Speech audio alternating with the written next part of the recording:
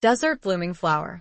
Isabel Belle Whitmore had always been careful with her bets, never playing a hand she couldn't win. But when Cass Rhodes slid a deck of cards across the table, his smirk full of wicked promise, she knew she was outmatched. He leaned in, fingers grazing hers. "You got two choices, sugar," he murmured.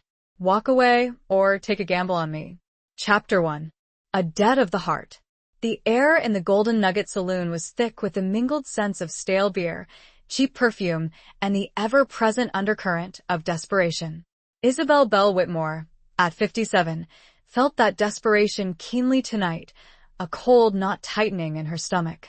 The lamplight flickered, casting long, dancing shadows on the worn wooden walls, reflecting in the polished surface of the mahogany bar where she sat, nursing a lukewarm whiskey. Her reflection stared back, a woman etched with the hard lines of a life lived on the edge of propriety, her once vibrant auburn hair now streaked with silver, framing a face that still held a defiant beauty, despite the network of fine lines around her emerald eyes. She'd always prided herself on her shrewdness, her ability to read people, to know when to hold M and when to fold M, as the saying went. But tonight, she'd miscalculated. Badly. The small leather pouch on the bar beside her, usually plump with winnings, was practically empty. The ranch, her family's legacy for 3 generations, the only thing she had left, was on the line. It had all started so innocently. A friendly game, a way to pass the time in the dusty, forgotten town of Redemption, Arizona. She'd been winning, at first. Enough to keep the creditors at bay, enough to feed the few remaining hands she had working the dwindling Whitmore cattle herd. Then he had walked in. Cass Rhodes. The name had spread through the saloon like wildfire, whispered with a mixture of fear and grudging respect. A gambler, they said. A gunslinger, some whispered. A man who lived by his own rules, beholden to no one. Belle had seen his kind before: drifters, charlatans, men who preyed on the vulnerable. She'd thought herself immune. He was younger than her, by at least a decade, with eyes the color of a stormy sky and a smile that promised both danger and delight. His dark hair, slightly too long, curled around a face that was ruggedly handsome, marked by a thin scar that bisected his left eyebrow, a silent testament to a past he clearly didn't shy away from. He wore a worn leather vest over a faded blue shirt, and his gun belt, slung low on his hips, looked well used, the holster gleaming with a patina of constant handling. He'd sat down opposite her, uninvited but not unwelcome. The other players, sensing the shift in the atmosphere, had quietly folded their hands and melted away into the shadows. It was just the two of them, under the watchful gaze of the silent bartender, a man who'd seen it all and said nothing. "Evening, ma'am," Cass Rhodes had said, his voice a low, resonant drawl that sent an unexpected shiver down Belle's spine. "Mind if I join you?" She'd met his gaze, trying to maintain her composure, to project the image of the unflappable Belle Whitmore. "The game's open, Mr. Rhodes." "Cass," he corrected, a hint of amusement in his eyes. "And I hear you're quite the player, miss?" "Belle," she'd replied, the name feeling strangely intimate on her tongue. Belle Whitmore. The game had started slowly, a dance of bluffs and calculated risks. Belle had held her own, even managed to win a few hands. But as the night wore on, the stakes had risen, fueled by Cass's seemingly endless supply of cash and Belle's growing desperation. She'd chased her losses, a cardinal sin in the world of gambling, driven by the gnawing fear of losing everything. Now here she was. The final hand. Her entire ranch, the land that had been in her family for generations, bet against a pile of cash that would solve all her problems, if only she could win. But she knew, with a sickening certainty, that she wouldn't. Cass Rhodes had a royal flush, laid out on the table with a casual flick of his wrist, the cards gleaming like a mocking smile. She had nothing. "Looks like you're out of luck, Belle," Cass said, his voice devoid of any real triumph, more like a statement of fact. He leaned back in his chair, his gaze unwavering, assessing her. Belle swallowed hard, the lump in her throat making it difficult to speak. "The ranch," she began, her voice trembling slightly. It's all I have. Cass nodded slowly. I know. He paused, then leaned forward, his fingers brushing against hers on the table. The contact was electric, sending a jolt through her that was both terrifying and strangely exhilarating. You got two choices, sugar, he murmured, his voice low and intimate, the saloon noise fading into a distant hum. Walk away, or take a gamble on me. The words hung in the air, heavy with unspoken meaning. Belle stared at him, her mind reeling. Walk away? Lose everything? Become another forgotten soul in this desolate landscape? Or take a gamble on him? What did that even mean? She searched his eyes, looking for a hint of deception, a glimmer of malice. But all she saw was a strange mixture of challenge and something else. Something that looked almost like compassion? The silence stretched, punctuated only by the clinking of glasses and the muffled conversations around them. Belle's heart pounded in her chest, a frantic rhythm against the slow, steady beat of her own mortality. She was a gambler at her core. She'd always lived by her wits, by her ability to take risks. But this was different. This was everything. Finally, she met his gaze, her own eyes narrowed, a flicker of defiance rekindling within her. What kind of gamble, Cass Rhodes? He smiled, a slow, knowing smile that sent another shiver down her spine. The kind that could change both our lives, Belle. The kind that could either save you or break you completely. He reached into his vest pocket and pulled out a small, intricately carved wooden box. He placed it on the table between them. This is the key, he said, his voice barely a whisper. To everything. Belle looked at the box, her mind racing. What was inside? Another trick? A way out? Or something far more dangerous? She took a deep breath, the scent of whiskey and desperation filling her lungs. She had made her choice. It was a debt of the heart. And there is no backing out. Chapter 2. Shadows of the Past. The wooden box sat between them, a silent, enigmatic presence under the dim saloon lights. It was small, no larger than Belle's palm, crafted from dark, polished wood, possibly rosewood, with intricate carvings that seemed to writhe and shift in the flickering light. She couldn't quite make out the design, a tangle of thorns, perhaps, or maybe the stylized flames of a fire. It felt old, heavy with unspoken history, and radiated a subtle energy that made the hairs on the back of her neck prickle. What's in it? Belle asked, her voice steadier than she felt. She kept her gaze locked on Cass's, trying to decipher the unreadable expression in his stormy eyes. Cass didn't answer immediately. He leaned back, his chair creaking under his weight, and studied her with that unnerving intensity that seemed to see right through her carefully constructed facade. He was assessing her, she knew, weighing her up, deciding whether she was worthy of whatever secrets the box held. That, he finally said, his voice a low rumble, is something you'll have to discover for yourself, Belle.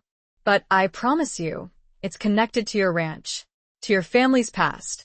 And to mine. Belle Froned. Connected how? My family's been on that land for 3 generations. We built it from nothing. There's no connection to whatever you're involved in. She gestured vaguely around the saloon, encompassing the gambling, the drinking, the undercurrent of lawlessness that permeated the air. Cass chuckled, a dry, humorless sound. You'd be surprised, Belle. The past has a way of catching up with all of us, no matter how hard we try to outrun it. And sometimes, the things we think we know, they're just shadows, obscuring the truth. He reached out and gently pushed the box towards her. Take it. It's yours now. Part of the deal. Belle hésitait. Every instinct screamed at her to refuse, to walk away, to cut her losses and try to salvage what little she could. But the debt, the ranch, and something else, a flicker of curiosity, a desperate hope that maybe, just maybe, this enigmatic gambler held the key to saving her, kept her rooted to the spot. With trembling fingers, she reached for the box. The wood was cool and smooth beneath her touch, the carvings strangely comforting. She lifted the lid, her heart pounding in her chest. Inside, nestled on a bed of faded velvet, was a single, tarnished silver key. It was old, the metal darkened with age, but the intricate design on the handle was still visible, a coiled serpent, its scales meticulously detailed, its eyes two tiny, glittering emeralds. Belle stared at the key, her mind blank. A key? To what? A locked room on the ranch? A hidden safe? A treasure chest buried somewhere on her vast, unforgiving land? She looked up at Cass, her eyes questioning. "Where does this go?" she asked, her voice barely a whisper. Cass's expression was unreadable. "That's for you to find out, Belle. But I'll give you a hint. It's closer than you think. And it's been waiting for you for a long time." He stood up, his chair scraping against the wooden floor. "I'll be leaving Redemption in the morning, heading west. If you decide to follow, you'll find me." He paused at the saloon doors, turning back to look at her one last time. The lamplight caught the sharp angles of his face, highlighting the scar above his eye, casting his features in shadow. "One more thing, Belle," he said, his voice low and serious. "Be careful who you trust. Not everyone in this town is who they seem, and some secrets are best left buried." Then, he was gone, disappearing into the night, leaving Belle alone with the key, the box, and a swirling vortex of unanswered questions. She sat there for a long time, staring at the empty doorway, the silence of the saloon pressing in on her. The key felt heavy in her hand, a tangible weight representing the unknown path she was now committed to. She thought of her father, a stern, unyielding man who had taught her everything she knew about ranching, about survival, about the harsh realities of life on the frontier. He'd never spoken much about his own past, about his family's history before they'd settled in Arizona. He'd always said, "The past is the past, Belle. What matters is the future." But now, the past was staring her in the face, embodied in this tarnished silver key. And she knew, with a growing sense of unease, that her father's words were not entirely true. The past mattered. It always did. She closed the box, the click of the lid echoing in the stillness. She had a decision to make. Stay in Redemption and face the inevitable loss of her ranch, the crushing weight of failure, or follow Cass Rhodes, a man she barely knew, a man who was clearly dangerous, into the unknown.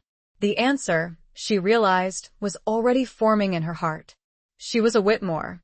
She didn't back down from a challenge. And she was a gambler at her core. She'd taken the biggest gamble of her life, and now she had to see it through. She stood up, her legs shaky but her resolve firm. She tucked the box into her worn leather satchel, the key a cold, hard presence against her hip. She walked out of the saloon, into the cool night air, the vast, star-studded sky stretching out above her, a silent witness to her decision. The scent of dust and sagebrush filled her lungs, a familiar comfort in this uncertain moment. She looked west, towards the distant mountains, their peaks silhouetted against the faint glow of the rising moon. Somewhere out there, Cass Rhodes was waiting, and Belle Whitmore was coming for him. She had no plan, and held only a sliver of a key. But that was enough. Chapter 3. The Whispers of Redemption. The dawn broke over Redemption, painting the sky in hues of pale rose and dusty gold. It was a beautiful sight, one that Belle usually appreciated, taking a moment to savor the quiet stillness before the day's work began. But this morning, beauty was lost on her. Sleep had eluded her, replaced by a restless tossing and turning, her mind a whirlwind of anxieties and unanswered questions. The key, tucked securely in her satchel, felt like a burning brand against her hip. It was a constant reminder of the gamble she'd taken, the uncertain path she was now committed to. She'd spent the night going over every detail of her encounter with Cass Rhodes, trying to decipher his words, his motives, the strange mixture of danger and allure that surrounded him. She'd risen before the sun, saddled her trusty mare, Bess, a sturdy Appaloosa with a gentle disposition, and packed a few essentials: some jerky, a canteen of water, a bedroll, and her father's old Winchester rifle, a weapon she hadn't touched in years, but one she knew how to use if necessary. As she rode through the deserted streets of Redemption, the town slowly coming to life, she felt a pang of regret. This place, for all its flaws, was her home. It was where she'd grown up, where she'd learned to ride and rope and shoot, where she'd buried her parents, where she'd hoped to live out the rest of her days. But the ranch was failing, the debts were mounting, and Cass Rhodes, with his enigmatic offer, was her only hope, however slim. She stopped at the edge of town, at the small, weathered cemetery where her parents were buried. The headstones, simple granite markers, stood in stark contrast to the sprawling landscape beyond. She dismounted, her boots crunching on the dry earth, and walked over to their graves. "Pa," she whispered, her voice choked with emotion. Ma. I'm leaving. I don't know when I'll be back. Or if." She paused, struggling to find the words. "I made a bad bet. I might lose the ranch. But I'm trying to fix it. I'm trying to save what's left." She knelt down, placing a hand on each of their headstones, the cold stone a tangible connection to the past. She closed her eyes, picturing their faces, remembering their voices, the lessons they taught her. Strength. Resilience. Perseverance. "I won't let you down," she whispered, her voice firm, despite the tears that threatened to spill. "I promise." She stood up, feeling a renewed sense of purpose, a determination to face whatever lay ahead. She mounted Bess, and with one last look at the cemetery, she turned her horse west, towards the rising sun, towards the unknown. As she rode out of Redemption, she passed the Golden Nugget Saloon, the scene of her fateful encounter with Cass Rhodes. The doors were closed, the windows dark, but she could almost hear the echoes of the previous night, the clinking of glasses, the murmur of voices, the sharp intake of breath as she'd laid down her final bet. She noticed a figure standing in the shadows of the saloon's porch, watching her. It was old Jedediah, the town's blacksmith, a man who'd known her since she was a child.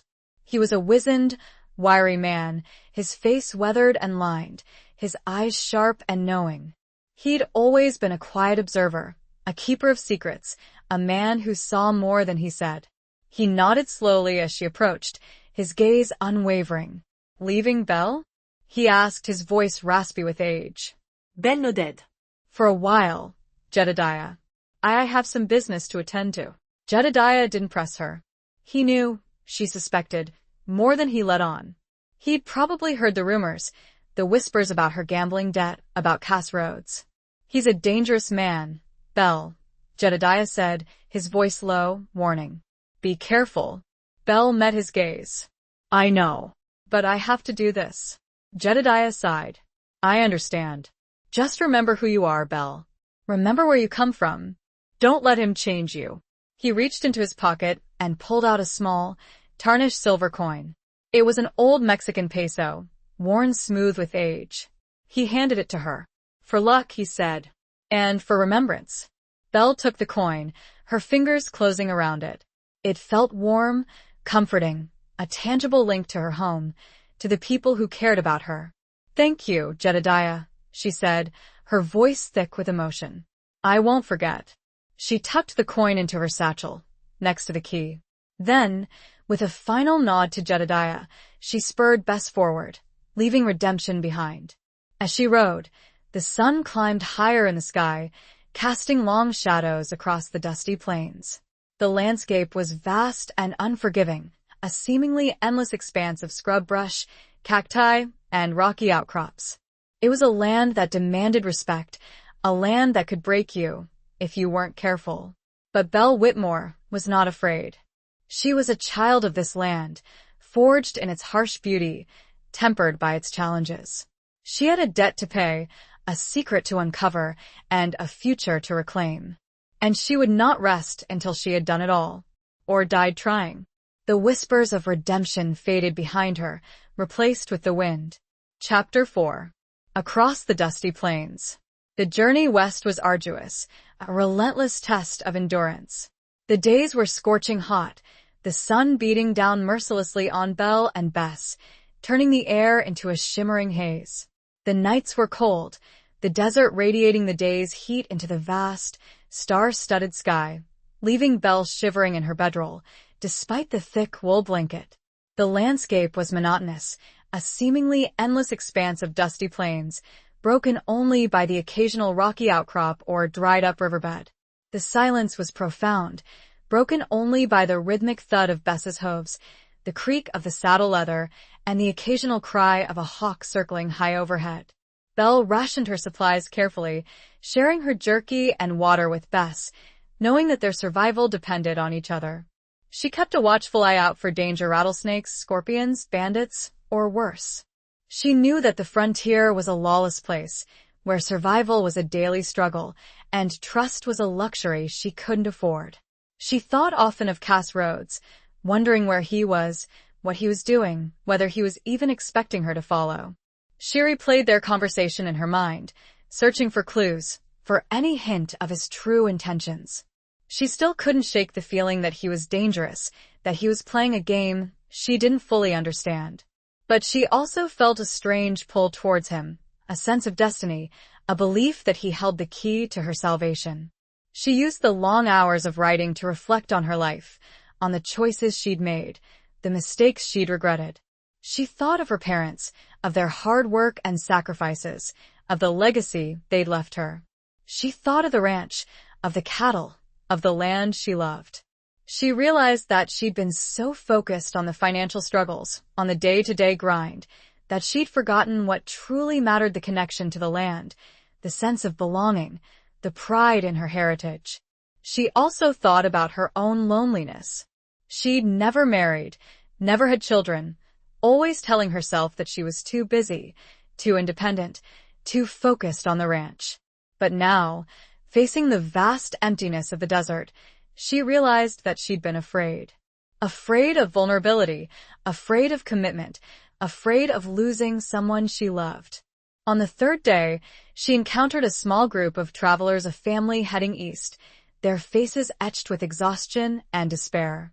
They were fleeing the drought, they said, heading back to the settlements, hoping to find work, to start over.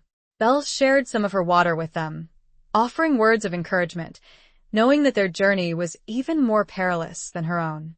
As she watched them disappear over the horizon, she felt a renewed sense of determination. She wouldn't give up. She wouldn't let the hardships of the frontier break her.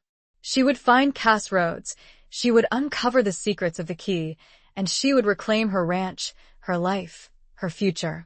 On the fifth day, she saw it. A thin plume of smoke rising in the distance, a sign of civilization, of human presence. Her heart leaped with hope. It could be Cass, she thought. Or it could be someone else, someone who could offer her help, or at least information. She urged Bess forward, her pace quickening, her senses alert. As she drew closer, she could make out the outlines of a small settlement, a cluster of rough-hewn buildings huddled around a dusty main street. It wasn't much, but it was a sign of life, a beacon in the vast emptiness of the desert. As she rode into the settlement, she noticed the wary glances of the few people she saw. They were a rough-looking bunch, hardened by the frontier, their faces weathered and suspicious. She could feel their eyes on her, assessing her, judging her. She stopped in front of the largest building, a saloon, judging by the swinging doors and the faded sign above them. The air was thick with the familiar scent of stale beer and tobacco. She dismounted, tying Bess to the hitching post, and took a deep breath, steeling herself for whatever lay ahead. She had a feeling that this was just the beginning of her journey, and that the road ahead would be even more challenging than the one she'd already traveled. She pushed open the saloon doors, her hand resting on the butt of her father's Winchester, her heart pounding in her chest. She had a feeling the answers were close. She was coming, Cass. Ready or not. Chapter 5. The Price of Freedom. The saloon was dimly lit, the only illumination coming from a few flickering oil lamps and the shafts of sunlight that pierced through the dusty windows. The air was thick with smoke, the smell of stale beer mingling with the pungent odor of unwashed bodies. A handful of men were scattered around the room, nursing drinks, playing cards, or simply staring into space, their faces etched with the weariness of hard lives. Belle paused just inside the doorway, letting her eyes adjust to the gloom. She scanned the room, searching for a familiar face, a sign of Cass Rhodes. But he wasn't there. She felt a flicker of disappointment, quickly suppressed. She hadn't expected it to be easy. The bartender, a burly man with a walrus mustache and a sour expression, looked up from polishing glasses. He eyed her up and down, his gaze lingering on the Winchester slung across her back. "Looking for something, ma'am?" he asked, his voice gruff. "Information," Belle replied, her voice steady, despite the knot of apprehension in her stomach. "I'm looking for a man. Cass Rhodes. He passed through here a few days ago." The bartender's eyes narrowed slightly. He didn't answer immediately, continuing to polish the glass in his hand. The silence stretched, punctuated only by the murmur of conversations and the clinking of glasses. Finally, he spoke. "Rhodes, huh? Yeah, I remember him. He was here. Played a few hands. Won some, lost some. Then moved on.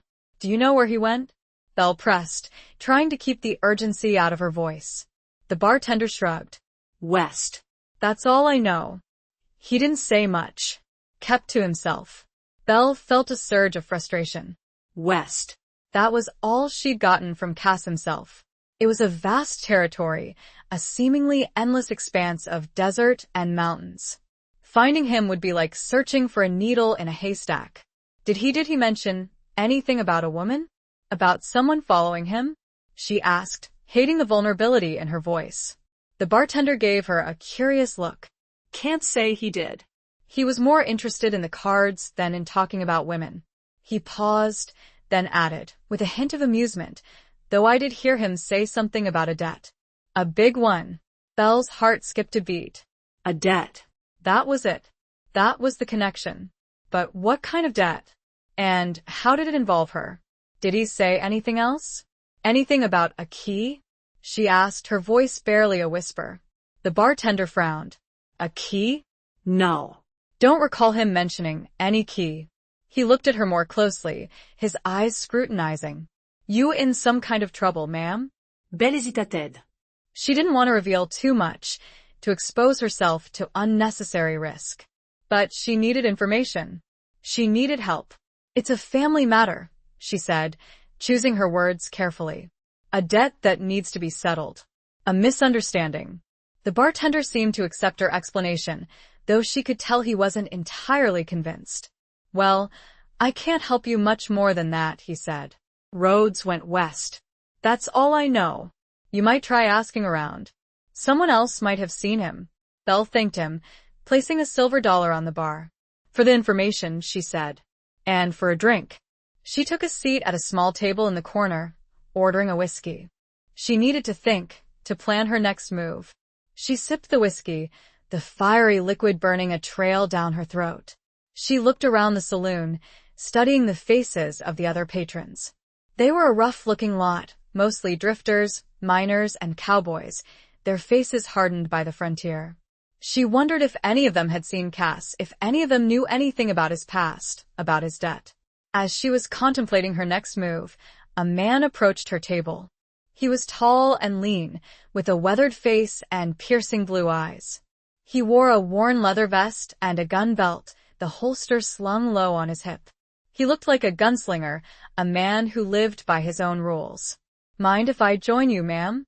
he asked, his voice surprisingly gentle. Belle hesitated, then nodded. "Be my guest." He sat down opposite her, placing his hands on the table. She noticed that he had a scar on his left hand, a jagged line that ran from his wrist to his knuckles. "I overheard you asking about Cass Rhodes," he said, his voice low. "I know him. Or I knew him. A long time ago." Belle's heart quickened. This could be it. This could be the break she needed. "What do you know about him?" she asked, trying to keep her voice calm, despite the surge of hope she felt. The man smiled, a sad, knowing smile. "I know he's a man haunted by his past. A man running from something. A man who carries a heavy burden." He paused, then added, "And I know he's not a man to be trusted." "He owes me a debt," said Belle. "He told you about freedom, didn't he?" the man asked. Belle's face showed her surprise. "Freedom is what everyone out here is after, one way or another. Cass can't give it, not really. It's the price he's been after all these years." Chapter 6. Beneath a Starless Sky. The man's words hung in the air, heavy with unspoken meaning. Freedom. It was a word that resonated deeply with Belle, a word that had been at the forefront of her mind since she'd left Redemption. But what did it mean in this context? What was Cass Rhodes's connection to freedom? And what was this price he'd been chasing? "Tell me more," Belle said, her voice low and urgent. "Tell me everything you know." The man hesitated, his gaze shifting around the saloon, as if checking to see if anyone was listening. Then, he leaned closer, his voice barely a whisper. "My name is Silas," he said. "And Cass and we were partners once. A long time ago. We rode together, fought together, lived together. We were like brothers." He paused, his eyes clouding over with a mixture of regret and pain. But then something happened. Something that changed everything. Something that drove us apart. Belle waited, her breath held captive in her chest, her heart pounding with anticipation. "It was a woman," Silas continued, his voice strained. "Her name was Sarah. She was beautiful. Kind. Strong. And she was married. To a powerful man. A man who didn't take kindly to anyone crossing him." Belle felt a chill run down her spine. This was starting to sound like a familiar story, a classic tale of forbidden love, betrayal, and revenge. "Cass fell in love with her," Silas said, his voice barely audible. "And she fell in love with him. They were reckless, foolish, but they couldn't help themselves. It was a fire that consumed them both." He paused, taking a deep breath, as if steeling himself for what came next. But their affair was discovered. And the husband he swore revenge. He hunted them down like animals. He caught Sarah and he killed her. Belle gasped, her hand flying to her mouth. The horror of the story was palpable, a visceral blow that left her reeling. "Cass he escaped," Silas continued, his voice trembling. "But he was broken. He blamed himself. He swore he'd get revenge. He's been chasing it ever since." He looked at Belle, his eyes filled with a deep sadness. "That's the debt he carries, Belle. The debt of a lost love. The debt of guilt and vengeance. And it's a debt he can never repay." Belle sat there, stunned, trying to process the information. It was a tragic story, a tale of love and loss that echoed the harsh realities of the frontier. It explained Cass's haunted look, his air of danger, his constant movement, his inability to settle down. "But what does this have to do with me?" she asked, her voice shaking. "With my ranch? With the key?" "Sie laisse Zeit." That's where it gets complicated. Sarah's husband, he wasn't just a powerful man. He was a landowner, a cattle baron. He owned a vast ranch, stretching for miles. And he had secrets, hidden wealth, hidden documents, things he didn't want anyone to find. He paused, his gaze locking with Belle's. And after he killed Sarah, he disappeared, vanished without a trace. Some say he went mad, driven by guilt. Some say he fled the country. Some say he's still out there somewhere, hiding. He reached into his vest pocket and pulled out a small, folded piece of paper. He handed it to Belle. "This is a map," he said. A map of his ranch. Sarah gave it to Cass, before she died. She told him there was something hidden there. Something that could expose her husband's crimes. Something that could bring him to justice. Belle unfolded the map, her hands trembling. It was old, faded, and drawn in a crude hand, but she could make out the outlines of a ranch, with various landmarks marked: a river, a mountain range, a cluster of buildings. And in the center, marked with a large X, was a small, isolated cabin. "The key," Silas said, his voice low. "It unlocks a box. Hidden in that cabin. Inside the box are the documents. The proof. The truth." Belle stared at the map, her mind racing. It all started to make sense. The key, the debt, Cass's cryptic words, his westward journey. He was looking for the cabin, for the box, for the evidence that could avenge Sarah's death. And somehow, her ranch, her family's past, was connected to this story. "But why me?" she asked again, her voice filled with confusion. "Why did he give me the key?" Silas shrugged. "I don't know. Maybe he saw something in you. Something he recognized. A kindred spirit. A fellow gambler. Or maybe he just needed someone he could trust. Someone who wouldn't betray him. He stood up, his chair scraping against the wooden floor. I have to go, he said. I've said too much already. But I wanted you to know the truth. To understand the risks. He paused at the door, turning back to look at her. Be careful, Belle. This is a dangerous game. And the stakes are higher than you know. The documents Cass and Sarah were stolen by her husband from another rancher. A rancher he ruined. With those final cryptic words, the man walked out, leaving Belle alone in her shock. The starless sky outside was no match for the darkness that had fallen over her. The documents were stolen property. From another rancher. Her father? Chapter 7. Echoes of Betrayal.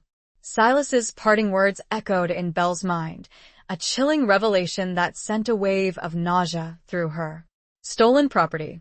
From another rancher. Her father? The possibility was too horrifying to contemplate, yet too compelling to ignore. Could her father, the stern, righteous man she'd always admired, have been involved in something so dishonorable? She stared at the map, the crude lines blurring before her eyes. The X marking the cabin seemed to pulse with a malevolent energy, a symbol of hidden secrets and long-buried betrayals. She had to know the truth. She had to find out if her family's legacy was built on a foundation of lies and deceit. She finished her whiskey, the fiery liquid doing little to calm her racing thoughts. She stood up, her legs shaky, and walked out of the saloon, into the cool night air. The settlement was quiet, most of the inhabitants having retired for the night. The only sounds were the distant howl of a coyote and the gentle snorting of Bess, tethered to the hitching post. Belle untied her horse, her hands moving automatically, her mind still grappling with Silas's revelation. She mounted Bess, and with a deep breath, she turned her horse towards the west, following the direction indicated on the map. The night was dark, the moon hidden behind a thick layer of clouds, casting the landscape in an eerie, shadowy light. The air was cold, a sharp contrast to the stifling heat of the saloon. Belle wrapped her shawl tighter around her shoulders, trying to ward off the chill, both physical and emotional. As she rode, she replayed her memories of her father, searching for any hint of the darkness that Silas had suggested. She remembered his strict adherence to the law, his unwavering sense of right and wrong, his fierce loyalty to his family and his land. He'd always taught her the importance of honesty, integrity, and hard work. He'd been a hard man, but a fair one. But she also remembered his silences, his guardedness about his past, his reluctance to talk about his life before he'd settled in Arizona. She'd always assumed it was simply his nature, his reticence to share personal details. But now, she wondered if there was more to it. If he'd been hiding something. She rode for hours, the landscape slowly changing from dusty plains to rolling hills, dotted with scrub brush and cacti. The map was difficult to follow in the darkness, but she used the stars as her guide, navigating by the constellations her father had taught her. As dawn approached, she found herself at the foot of a mountain range, the peaks silhouetted against the lightning sky. According to the map, the cabin was located somewhere in these mountains, hidden away in a secluded valley. She dismounted, letting Bess graze on the sparse vegetation, while she studied the map more closely. She identified a narrow pass, a winding trail that seemed to lead into the heart of the mountains. It was a treacherous path, she knew, but it was her only option. She took a deep breath, steeling herself for the climb. She knew that she was entering dangerous territory, that she might be walking into a trap. But she couldn't turn back. She had to find the cabin. She had to uncover the truth, no matter the cost. She mounted Bess again, and with a gentle nudge, she urged her horse forward, into the narrow pass. The trail was steep and rocky, the footing treacherous. Bess stumbled occasionally, her hooves slipping on the loose gravel, but she pressed on, her strong legs carrying them both upwards. As they climbed higher, the air grew colder, the vegetation sparser. The silence was profound, broken only by the sound of Bess's labored breathing and the occasional screech of a hawk circling overhead. Belle kept a watchful eye out for danger, her hand resting on the butt of her Winchester. She knew that she was vulnerable, exposed, a lone woman in a vast, unforgiving wilderness. But she was not afraid. She was driven by a fierce determination, a need to know the truth, a desire to reclaim her family's honor, or at least her own. After several hours of climbing, she reached the summit of the pass. She paused, letting Bess catch her breath while she surveyed the landscape below. And there it was, a small, secluded valley nestled between the towering peaks, a hidden oasis in the heart of the mountains. And in the center of the valley, she saw it. A small, log cabin, its weathered timbers blending into the surrounding landscape. Her heart pounded in her chest. This was it. The end of her journey. The place where the secrets were hidden. The place where she would finally learn the truth about her father, about Cass Rhodes, and about herself. But she had to get past the betrayer first. Her father's old partner, still angry. Chapter 8. The Gunslinger's Promise. The cabin looked deserted, a silent sentinel in the isolated valley. No smoke rose from the chimney, no movement stirred around the weathered structure. But Belle knew better than to assume anything. The old partner, her father's betrayer, could be anywhere, lurking in the shadows, watching her approach. She needed a cautious tactic, but her emotions were driving her forward. She dismounted Bess, tying her to a sturdy juniper tree, well hidden among the rocks. She checked her Winchester, making sure it was loaded and ready. Then, with a deep breath, she began to approach the cabin, her senses alert, her every muscle tensed. She moved slowly, silently, using the rocks and trees for cover, her eyes scanning the surroundings for any sign of danger. The silence was unnerving, broken only by the whisper of the wind through the pines and the occasional cry of a bird. As she drew closer to the cabin, she noticed details she hadn't seen from a distance. The windows were boarded up, the door was slightly ajar, and there were signs of neglect, overgrown weeds, broken fences, a general air of disrepair. It looked like no one had lived there for years. She reached the edge of the clearing, pausing behind a large boulder, her heart pounding in her chest. She took a deep breath, trying to calm her racing thoughts. She had to be careful. She had to be smart. She decided to circle the cabin, checking for any other entrances, any signs of recent activity. She moved silently, her boots making hardly a sound on the soft earth. She found a small, broken window at the back of the cabin, partially covered by a tattered piece of canvas. She carefully peered inside. The interior was dark and dusty, the air thick with the smell of decay. She could make out the outlines of some furniture, a table, a chair, a bed all covered in a thick layer of dust. There was no sign of anyone. She returned to the front of the cabin, her hand resting on the butt of her Winchester. She took a deep breath, then pushed open the door, stepping inside. The sudden darkness was disorienting. She stood there for a moment, letting her eyes adjust, her senses straining to detect any movement, any sound. The silence was deafening. As her vision cleared, she began to make out the details of the interior. It was a simple, one-room cabin, sparsely furnished. There was a fireplace on one wall, cold and empty, and a small, wooden table in the center of the room. A rickety bed stood in the corner, covered in a faded quilt. She moved cautiously, her boots echoing on the wooden floor. She searched the room, looking for any sign of the box, the documents, the secrets that had brought her here. She checked under the bed, behind the table, in the fireplace. Nothing. She was about to give up, to conclude that Silas had been wrong, that the cabin was empty, when she noticed something. A loose floorboard, slightly raised, near the hearth. She knelt down, her heart pounding, and carefully pried it up. And there it was, a small, wooden box, identical to the one Cass Rhodes had given her, nestled in the hollow space beneath the floorboard. Her breath caught in her throat. This was it. The truth. She lifted the box, her hands trembling. It was surprisingly heavy, the wood cold and smooth beneath her touch. She placed it on the table, her fingers fumbling with the latch. She took a deep breath, then opened the lid. Inside, nestled on a bed of faded velvet, were several bundles of documents tied together with faded ribbon. They were old, yellowed, and brittle, the ink faded but still legible. She carefully lifted one of the bundles, untying the ribbon, and began to read. As she read, her blood ran cold. The documents were exactly what Silas had described.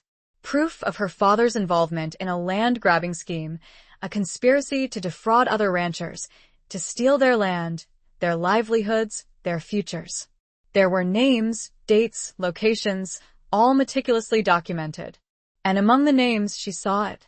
Her father's signature, clear and undeniable, on several of the documents. She sat there, stunned, the documents falling from her numb fingers. Her world, her beliefs, her understanding of her father, all shattered in an instant. The man she'd admired, the man she'd loved, was a criminal, a thief, a betrayer. A sudden noise startled her, a creaking sound coming from outside the cabin. She quickly gathered the documents, stuffing them back into the box, and closed the lid. She grabbed her Winchester, her heart pounding, her senses alert. She moved to the window, peering out cautiously. And there he was, an old man, standing in the clearing, his face weathered and lined, his eyes filled with a mixture of anger and sadness. He was holding a rifle, pointed directly at the cabin. Her father's old partner. "I knew you'd come," the old man said, his voice raspy but firm. "I've been waiting for you." His finger was on the trigger. Belle stepped back, away, knowing it was Cass who gave his life to protect the evidence, stepping in front of the bullet. Belle, the debt is paid. Chapter 9. A haven in the storm. Belle's world tilted on its axis. Cass, sprawled on the dusty ground, his lifeblood staining the earth a crimson red. Her mind struggled to reconcile the image of the rugged, confident gambler with this broken, vulnerable man. The old man, her father's former partner, stood frozen, the rifle slipping from his grasp, his face a mask of shock and disbelief. "Cass!" Belle screamed, dropping the Winchester and rushing to his side. She knelt beside him, her hands hovering over his wound, unsure of what to do, how to help. The bullet had struck him in the chest, just above his heart. Cass gasped, his voice weak and strained. He coughed, a bloody froth bubbling on his lips. "The debt is paid, don't talk," Belle pleaded, tears streaming down her face. "Save your strength." She ripped a strip of fabric from her skirt, pressing it against the wound, trying to staunch the flow of blood. But it was no use. The bleeding was too severe. The old man, finally breaking free from his stupor, stumbled forward. I didn't mean," he stammered, his voice trembling. I thought you were someone else." Belle glared at him, her eyes filled with fury and grief. "Get out!" she screamed. "Get out of my sight." The old man hesitated, then turned and fled, disappearing into the trees, his rifle abandoned on the ground. Belle didn't care. Her only focus was on Cass. She cradled his head in her lap, her tears falling onto his face. "Hold on, Cass," she whispered. "Please hold on." He looked at her, his eyes filled with a mixture of pain and something else. Something that looked like love. "Belle," he whispered, his voice barely audible.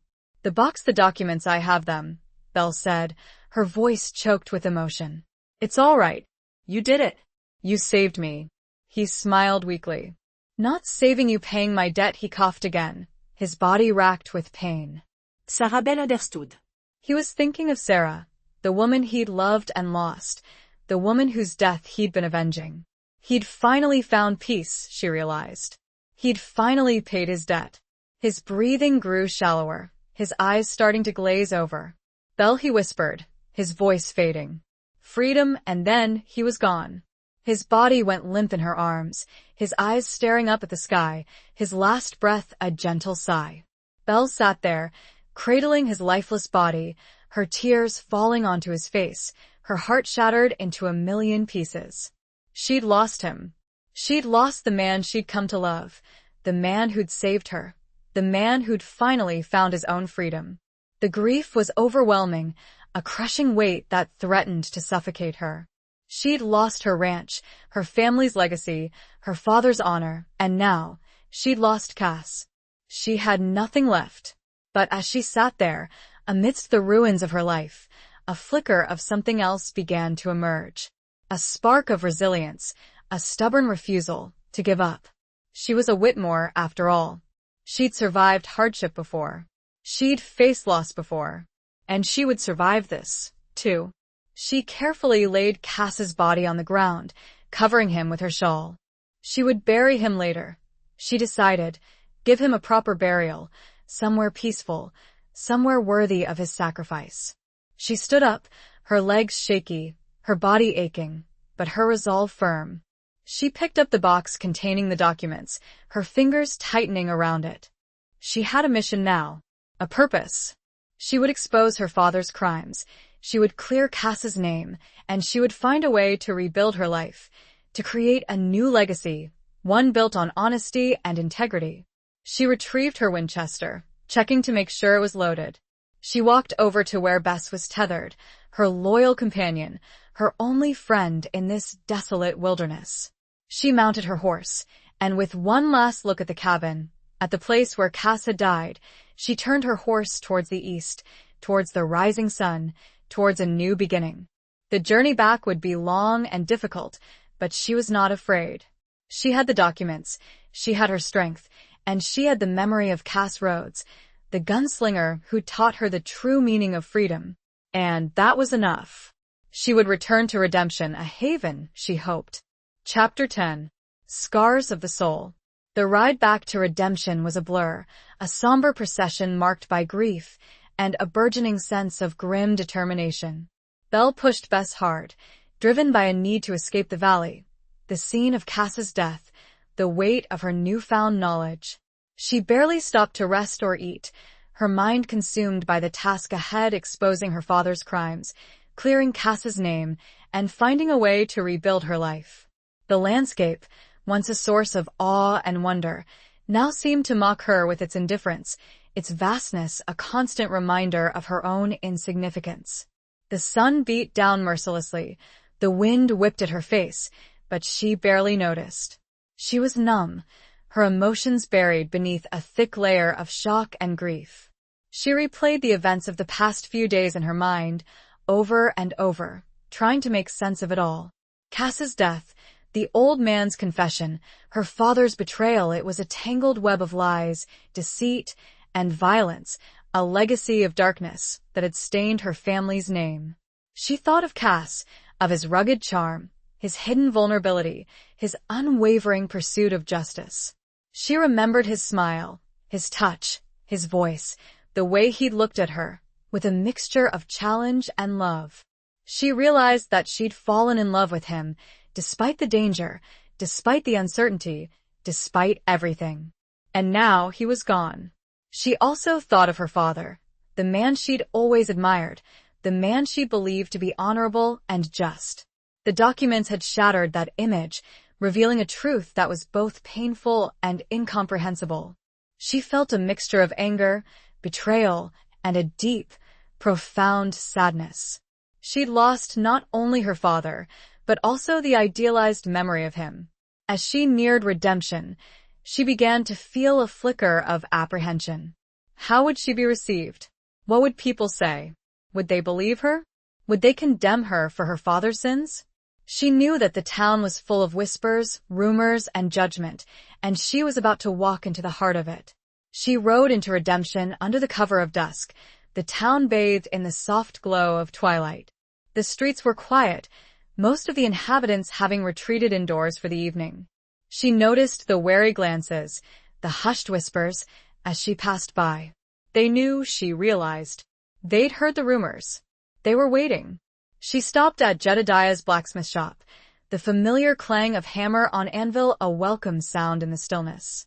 She dismounted, tying Bess to the hitching post, and walked inside. Jedediah looked up from his work, his weathered face etched with concern. He'd heard. She knew, just by the look in his eyes. "Belle," he said, his voice soft. "You're back." Belle nodded, her throat tight with emotion. "I found him, Jedediah," she said, her voice trembling. I found Cass, but he's dead. Jedediah closed his eyes, his face filled with sadness.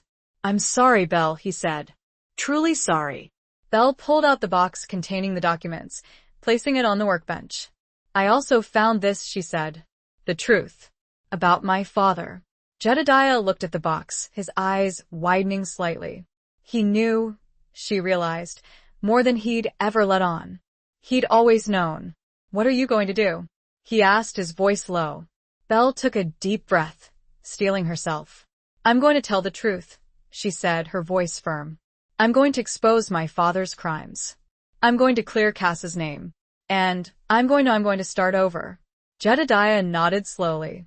It won't be easy, Belle, he said. This town, it holds on to its secrets. It protects its own. I know, Belle said. But I have to do this. For Cass. For myself. For the future. Jedediah looked at her, his eyes filled with a mixture of admiration and concern. You're a strong woman, Belle Whitmore, he said. Stronger than you know. He reached out and placed his hand on hers, his touch warm and comforting. I'll stand by you, he said. Whatever happens, I'll be here. Belle felt a surge of gratitude, a warmth that spread through her cold, numb heart. She wasn't alone. She had Jedediah. And she had the truth. And that was enough to begin healing the scars on her soul. He represented a haven. Chapter 11. The Devil's Bargain. The next morning, Belle walked into the sheriff's office, the box containing the documents clutched tightly in her hand.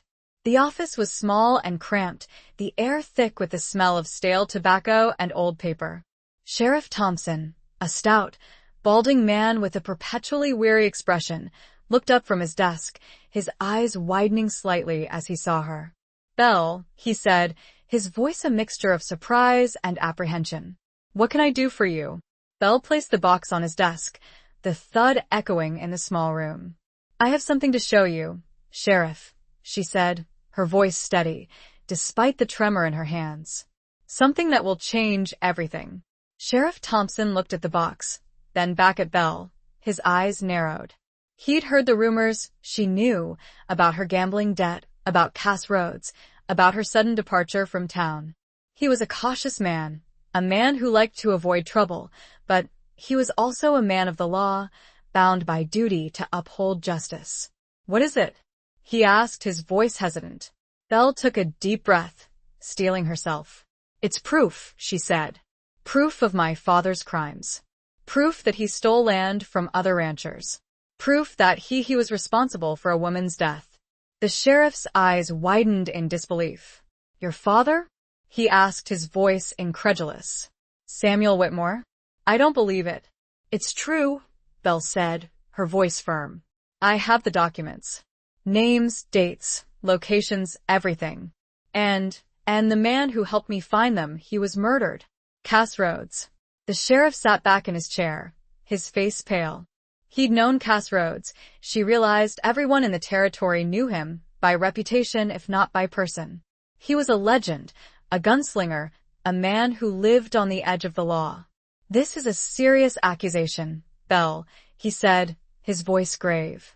Do you understand the implications? I do, Belle said. But I have to do this. For Cass. For the people my father wronged. For myself. The sheriff sighed, running a hand through his thinning hair. All right, Belle, he said. Let's see what you've got. Belle opened the box, carefully removing the bundles of documents.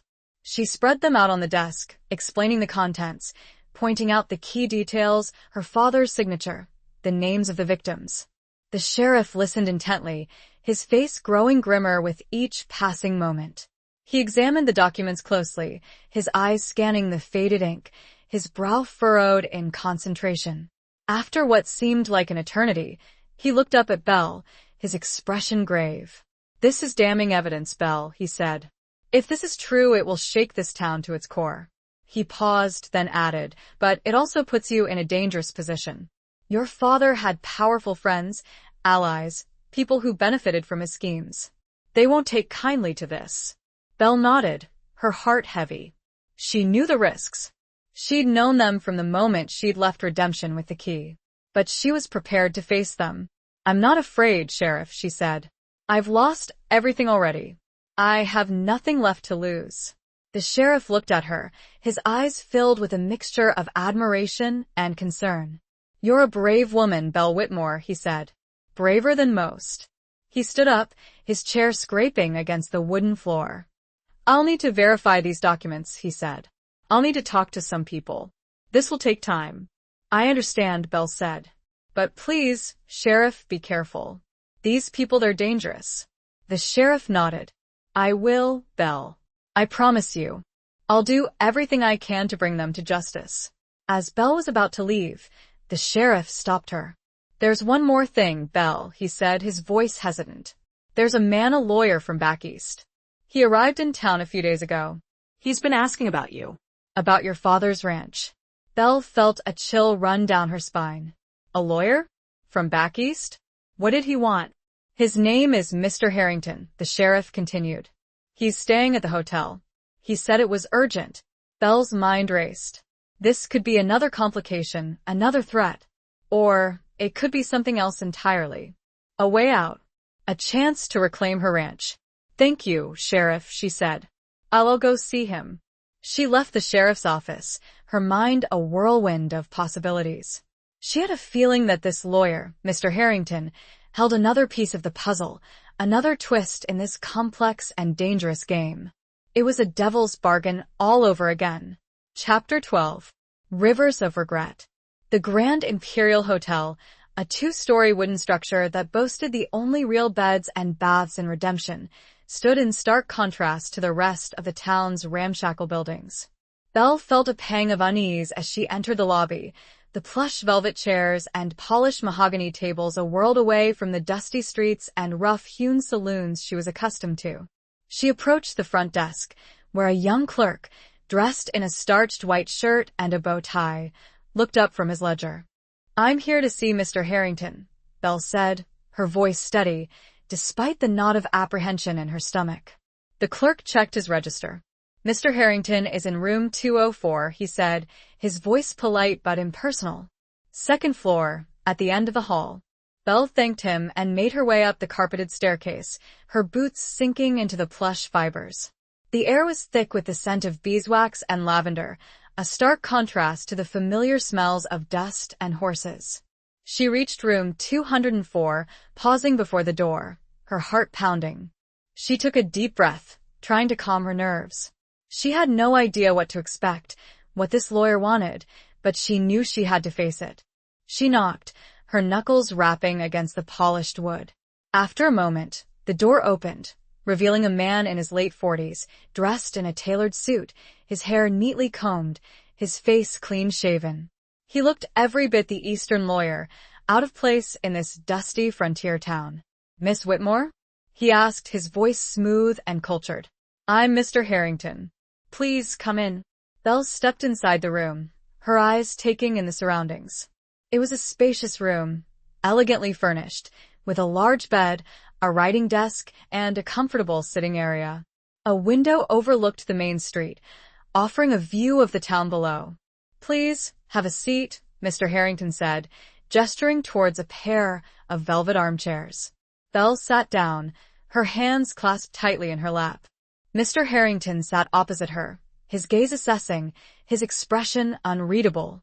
I understand you've been asking about me, Mr. Harrington, Belle said, her voice direct. And about my father's ranch. Mr. Harrington nodded. I have, Miss Whitmore. I represent a client. A man who has a vested interest in your property. Belle felt a surge of anger. Another one. Another vulture circling, waiting to pick at the remains of her family's legacy. My ranch is not for sale, Mr. Harrington, she said, her voice firm. I've lost everything, but I won't lose my land. Mr. Harrington smiled, a thin, polite smile that didn't reach his eyes. I understand your attachment to your property, Miss Whitmore, he said. But I believe you may be mistaken. You see, your father, he had some outstanding debts. Significant debts. Belle's heart sank. She'd known about the debts, the mounting bills, the creditors circling. But she'd hoped that Cass's sacrifice, the documents, would somehow resolve things. I'm aware of the debts, Mr. Harrington, she said, her voice weary. But I'm working on it. I'm trying to find a way. Mr. Harrington leaned forward, his gaze intensifying. My client is prepared to offer you a solution, Miss Whitmore, he said. A way to clear your father's debts, to save your ranch, to start over. Belle looked at him, her eyes narrowed. What kind of solution? She asked, her voice suspicious. Mr. Harrington smiled again, that same thin, unsettling smile. My client is a generous man, Miss Whitmore. He's willing to pay off all your father's debts in exchange for a small favor. Belle felt a chill run down her spine. A favor? What kind of favor? She knew, instinctively, that this was a dangerous offer, a devil's bargain in disguise.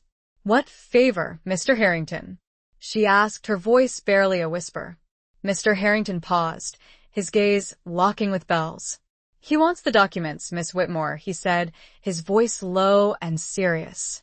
The documents your father stole. The documents that prove his crimes. Belle stared at him, stunned. He knew. He knew about the documents, about Cass, about everything. But how? Who was his client? And what was their connection to her father? The rivers of regret, long dammed up inside her, threatened to overflow. She'd come so far, endured so much, only to find herself back at the beginning, facing another impossible choice. Another gamble.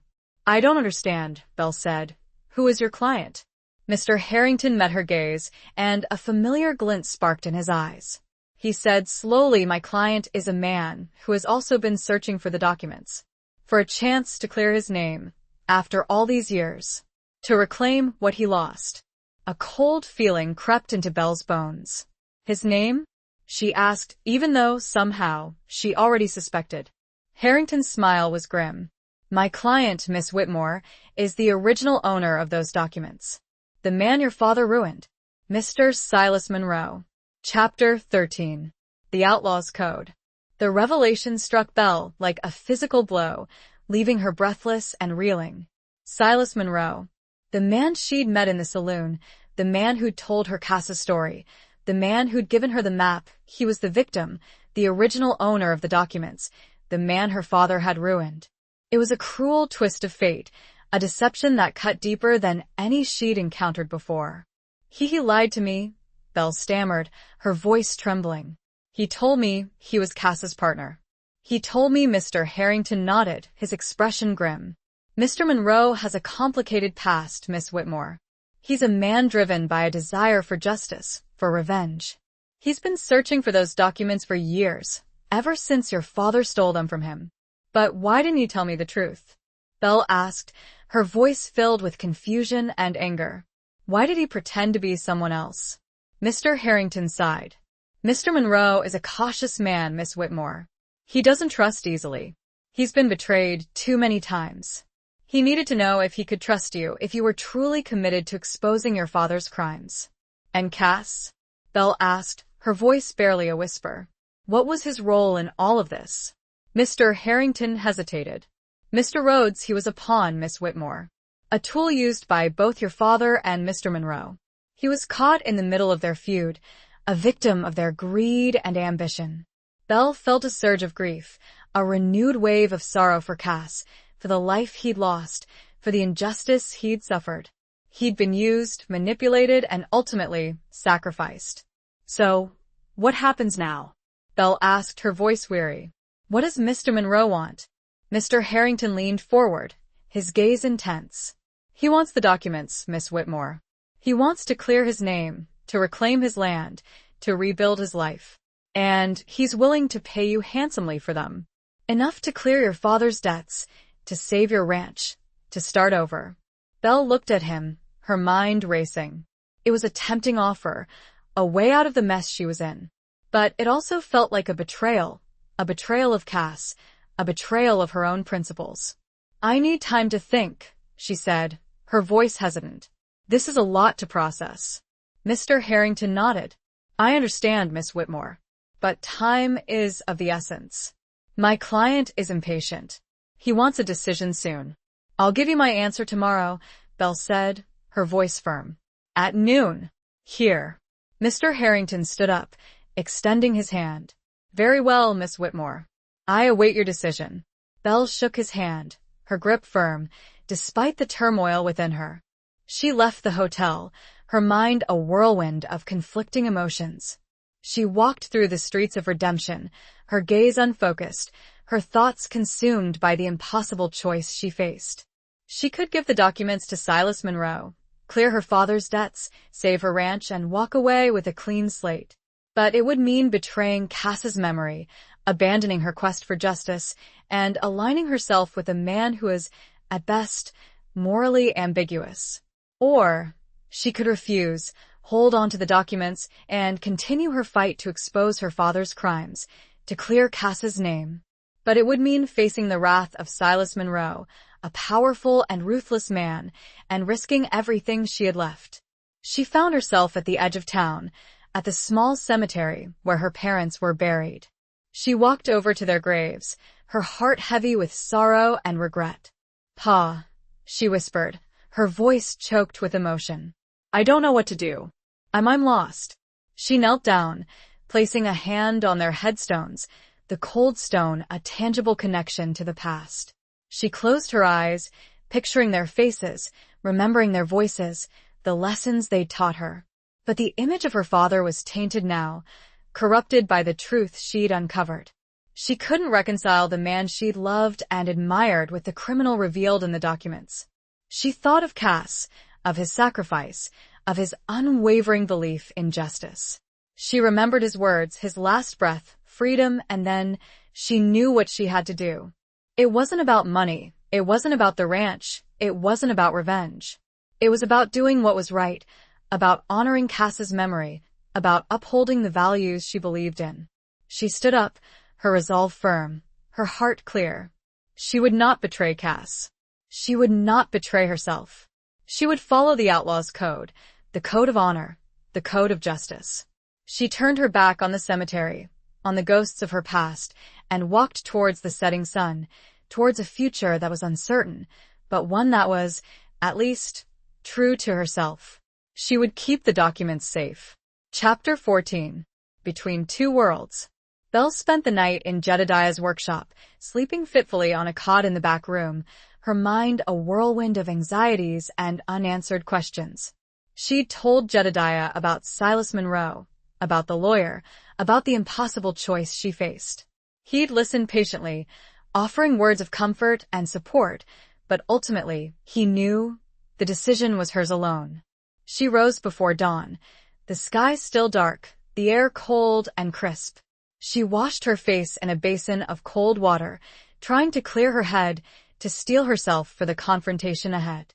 She knew that Silas Monroe would not take her refusal lightly, that he would likely resort to force, to threats, to anything to get what he wanted. She dressed in her riding clothes, strapping on her father's gun belt, the Winchester a familiar weight against her hip.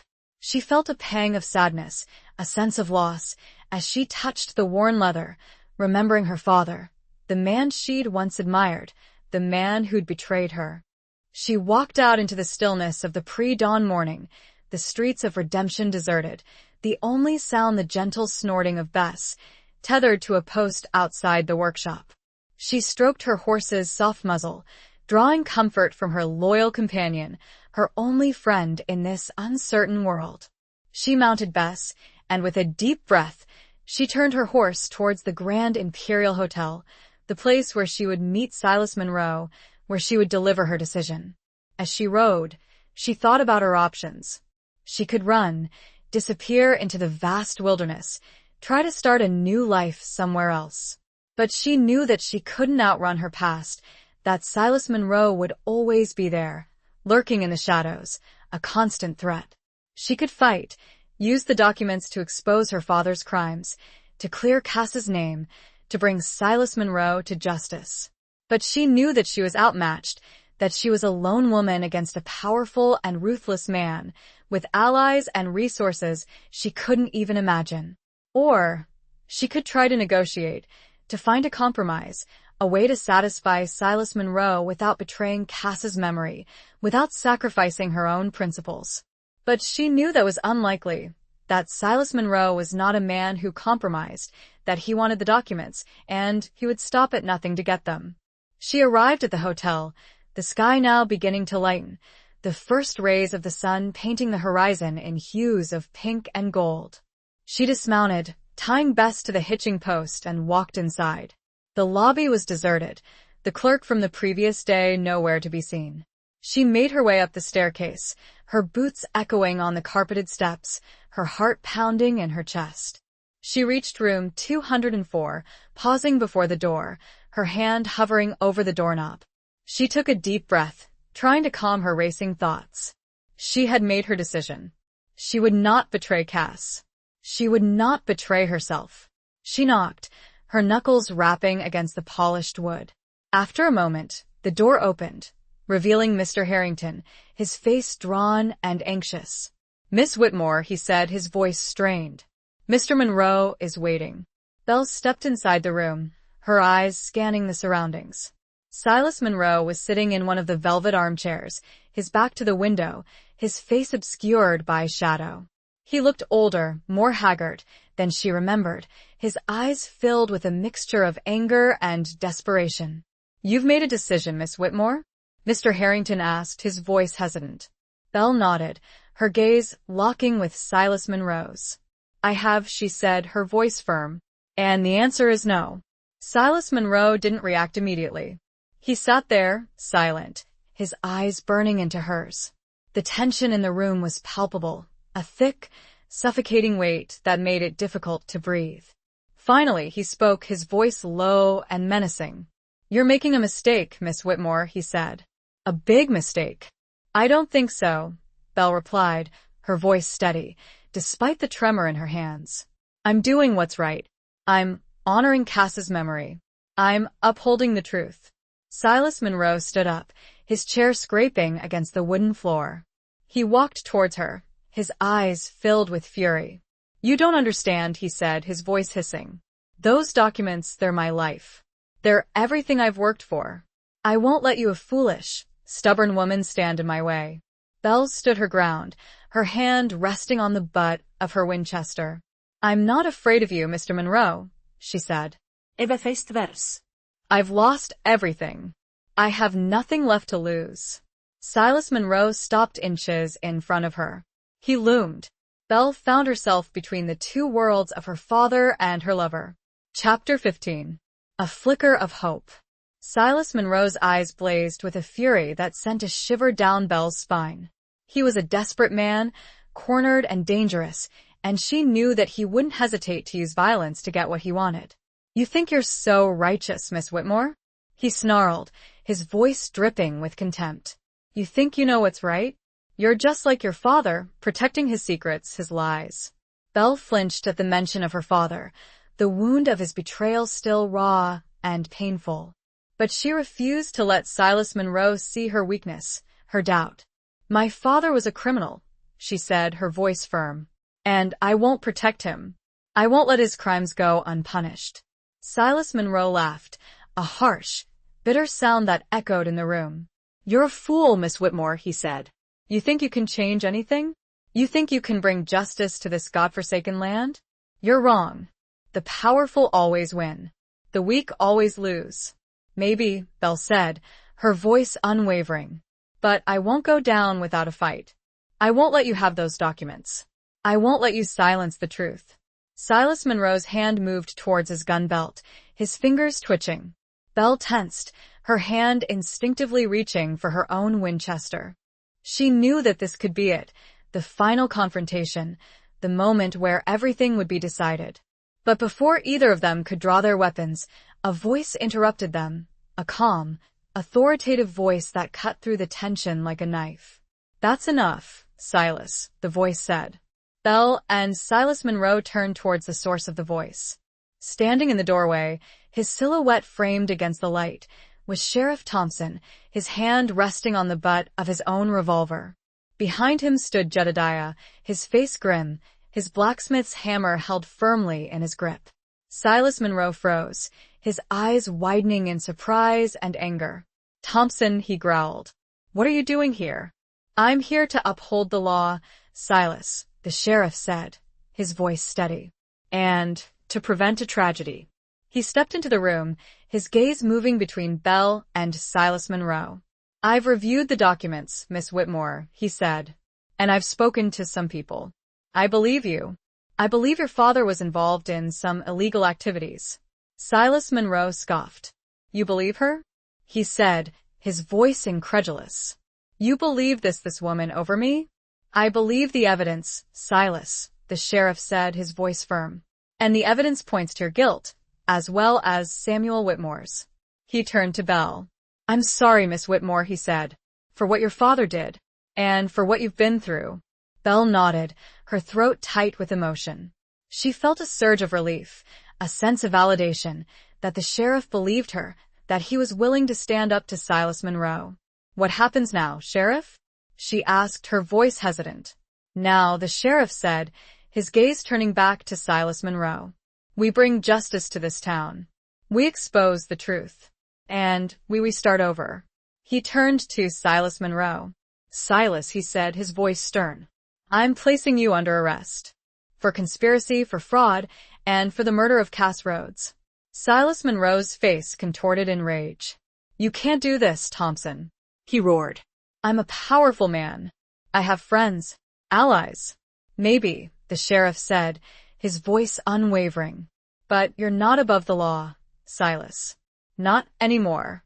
He drew his revolver, pointing it at Silas Monroe. "Put your hands up, Silas," he said. Slowly. Silas Monroe hesitated, his eyes darting around the room, as if looking for an escape. But he knew he was cornered. He slowly raised his hands, his face a mask of defeat.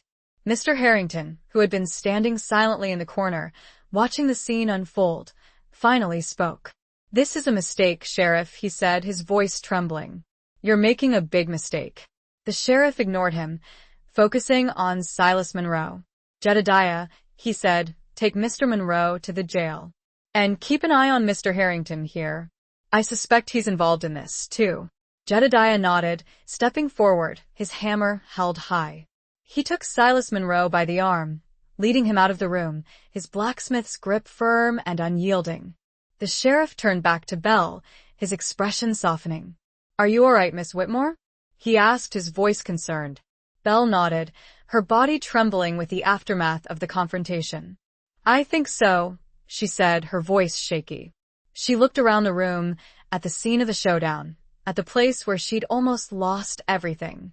She felt a flicker of hope, a sense of renewal, that maybe, just maybe, she could finally start to heal, to rebuild her life, to create a future that was free from the shadows of the past. It wasn't much, but it was a start. A tiny flicker in the vast darkness. Chapter 16. The Reckoning. The days that followed were a whirlwind of activity, a chaotic mix of legal proceedings, investigations, and the slow, painful process of uncovering the truth about her father's crimes and Silas Monroe's long-standing feud with him. Belle found herself at the center of it all, a reluctant witness, a grieving daughter, and a determined woman seeking justice for Cass and for all those who had been wronged. Sheriff Thompson, true to his word, pursued the investigation with diligence and integrity, uncovering a vast network of corruption and deceit that had plagued Redemption for years. He discovered that Samuel Whitmore and Silas Monroe had been partners, not just in ranching, but in a complex scheme to defraud other landowners, to steal their property, and to amass a fortune through illegal means. Sarah, Cass's lover, had discovered their crimes and had been murdered to silence her. Cass, driven by grief and a thirst for revenge, had dedicated his life to finding the evidence that would expose them. The documents Belle had recovered from the cabin proved to be the key, the irrefutable proof of their guilt. They contained detailed records of their illegal transactions, their correspondence, and their plans to expand their empire of greed. Mr. Harrington, the lawyer from back east, was revealed to be Silas Monroe's accomplice, a man who had helped him conceal his crimes and evade justice for years.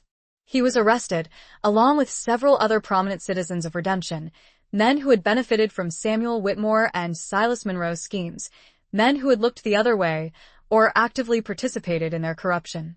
The town of Redemption was shaken to its core, the revelations sending shockwaves through the community. Long-held secrets were exposed, reputations were ruined, and the illusion of peace and order was shattered. The people of Redemption were forced to confront the darkness that had been lurking beneath the surface, the corruption that had tainted their lives for so long. Belle, despite the turmoil and the pain, found a measure of solace in the unfolding events.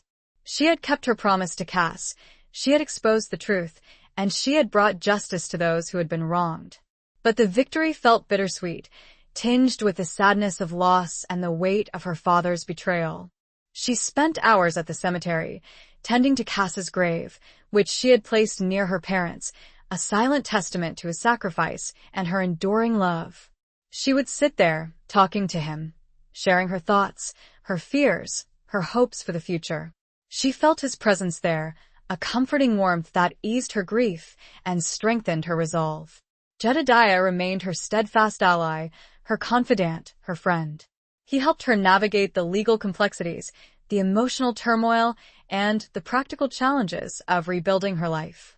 He offered her a place to stay, a sense of belonging, and a reminder that she was not alone. As the investigation progressed, Belle discovered that her father, despite his crimes, had also left behind a legacy of good.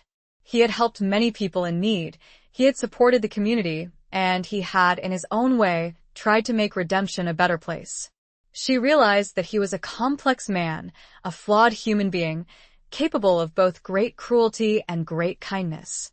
She decided to honor the good he had done, while acknowledging the harm he had caused. She used the remaining assets of the ranch, which had been seized by the authorities, to establish a fund to help the families who had been victimized by her father and Silas Monroe. She also worked with Sheriff Thompson to implement reforms to ensure that such corruption could never happen again. The reckoning was painful for Belle and for the entire town of Redemption. But it was also necessary, a cleansing fire that purged the darkness and paved the way for a new beginning, a future built on honesty, integrity, and justice. The wounds would take time to heal, but the scars would serve as a reminder of the price of silence, the cost of corruption, and the enduring power of truth. Chapter 17. Crossroads of Destiny. With the legal proceedings drawing to a close and the dust beginning to settle in Redemption, Belle found herself at a crossroads, a point of profound transition in her life. The ranch, her family's legacy, was gone, seized by the authorities as part of the restitution for her father's crimes. Cass, the man she had loved, was buried in the small cemetery, his memory a bittersweet ache in her heart. The town of Redemption, once her home, was now a place of both painful memories and newfound hope. She had choices to make, decisions that would shape her future, her destiny. She could leave Redemption, start anew somewhere else, try to forget the past, and build a new life. She could stay in Redemption, work to rebuild the community, to honor Cass's memory, and to create a legacy of her own.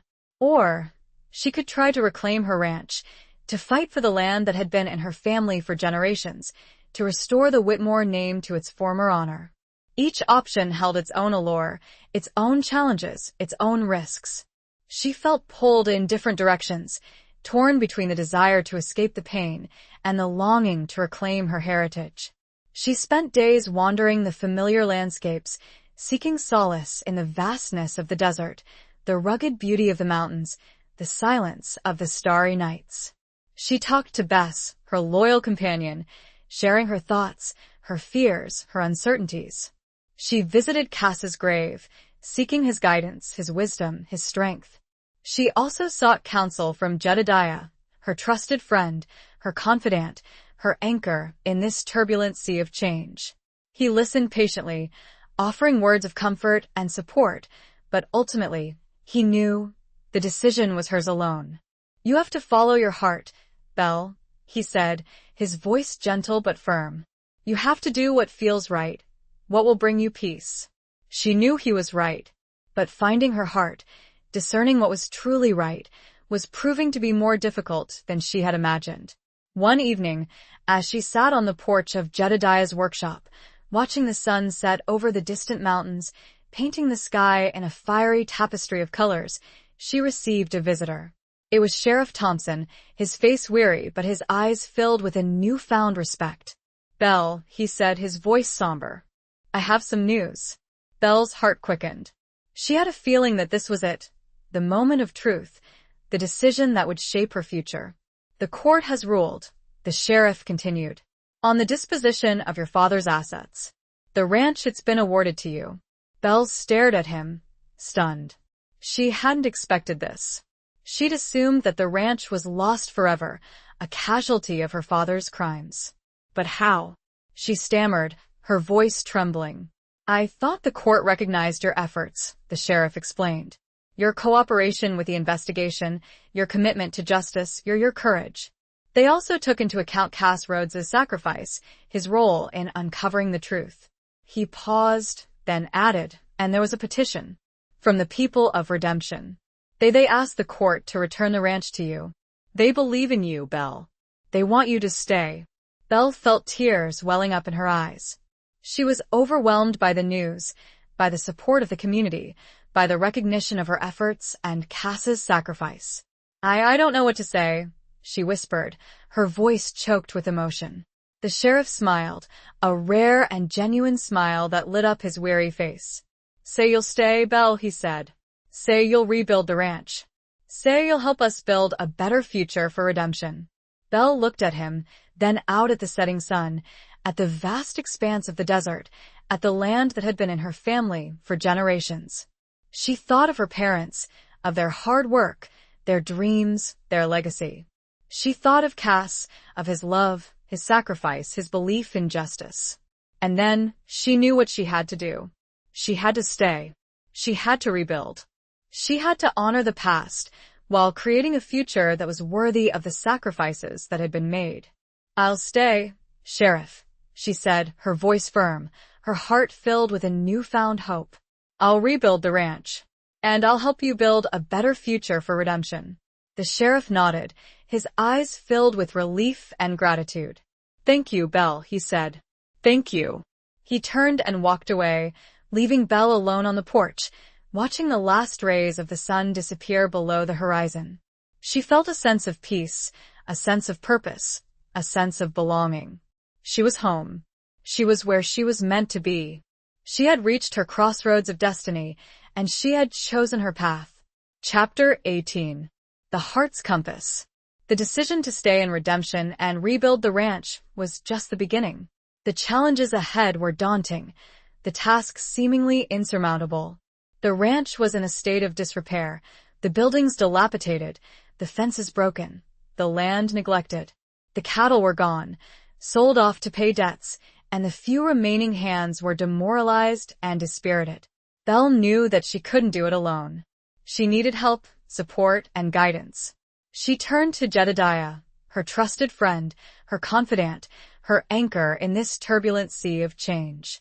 "Jedediah," she said, her voice filled with a mixture of determination and apprehension. "I need your help.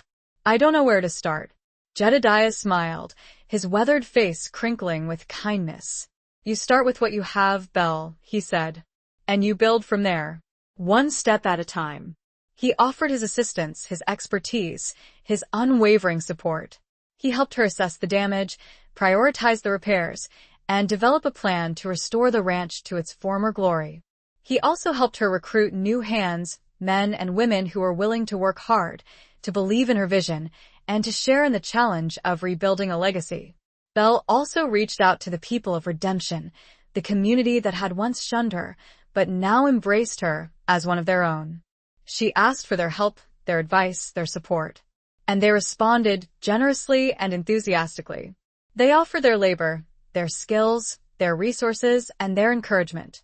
The rebuilding of the Whitmore Ranch became a community project, a symbol of redemption's own rebirth, its own commitment to a future built on honesty, integrity, and cooperation. Men and women worked side by side, repairing fences, restoring buildings, planting crops, and tending to the few remaining animals. They shared meals, stories, and laughter, forging bonds of friendship and camaraderie that transcended the old divisions and animosities. Belle found herself at the center of it all, a leader, an inspiration, a symbol of hope. She worked tirelessly, her hands calloused, her body aching, but her spirit soaring. She discovered a strength she never knew she possessed, a resilience that had been forged in the crucible of loss and adversity. She also discovered a talent for leadership, a knack for inspiring others, for bringing people together, for creating a sense of community and purpose. She realized that her father's legacy, despite its darkness, had also instilled in her a deep love for the land, a commitment to hard work, and a belief in the power of people working together. As the ranch began to take shape, as the buildings were repaired, the fences mended, and the land revitalized, Belle felt a sense of accomplishment, a sense of pride, a sense of belonging. She was not just rebuilding a ranch, she was rebuilding her life, her identity, her future. She also found herself thinking more and more about Cass, about his love, his sacrifice, his unwavering belief in justice. She realized that he was still with her, in her heart, in her memories, in her spirit. He was her guiding star, her compass, her inspiration. One evening, as she sat on the porch of the newly restored ranch house, watching the sun set over the vast expanse of the desert, she felt a profound sense of peace, a sense of gratitude, a sense of fulfillment. She had come full circle. She had faced her demons, she had overcome adversity, and she had emerged stronger, wiser, and more determined than ever before. She knew that the road ahead would not be easy, that there would be challenges, setbacks, and obstacles. But she was not afraid. She had her land, her community, her friends, and the memory of Cass to guide her. She had found her heart's compass, and it was pointing her towards a future filled with hope, with purpose, and with love. The gamble had been worth it. Chapter 19. Unspoken Truths.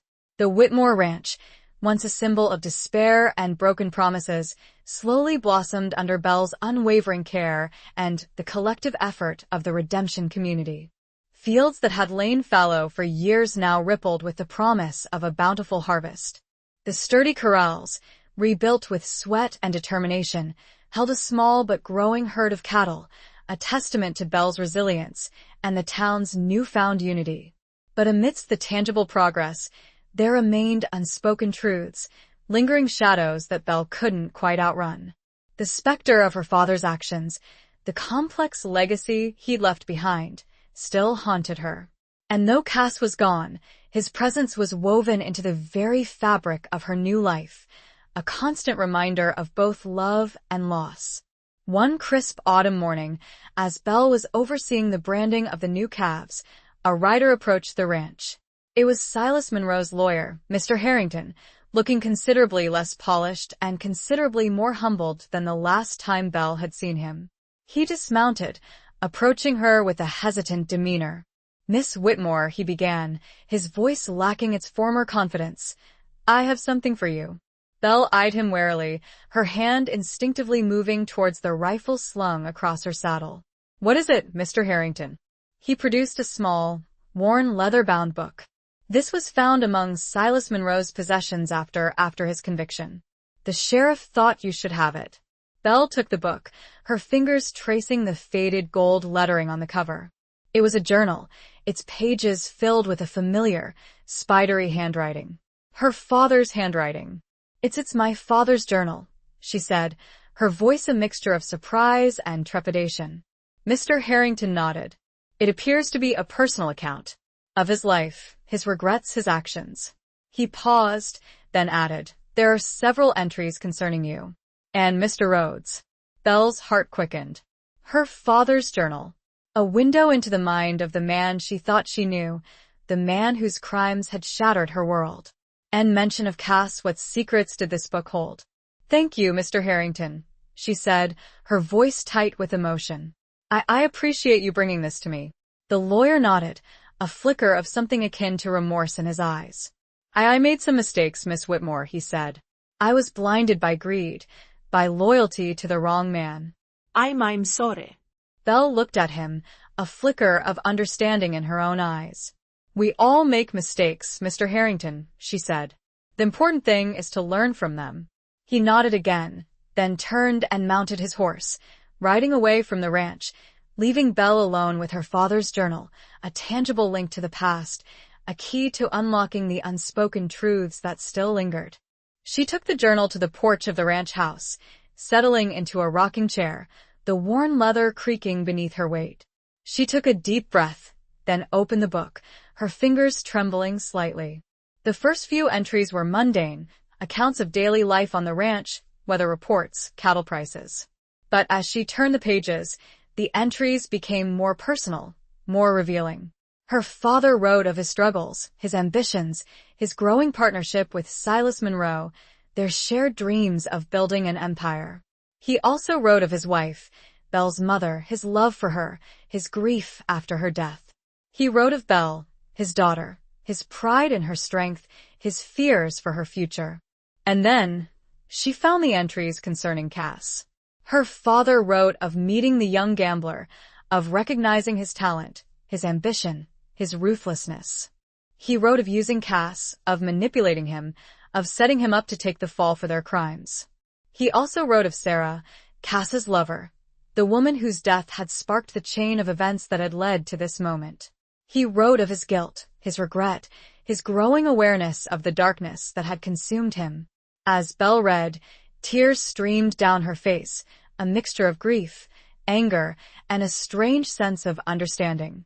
She saw her father, not as the villain she had come to believe him to be, but as a flawed, complex human being, capable of both great love and great cruelty.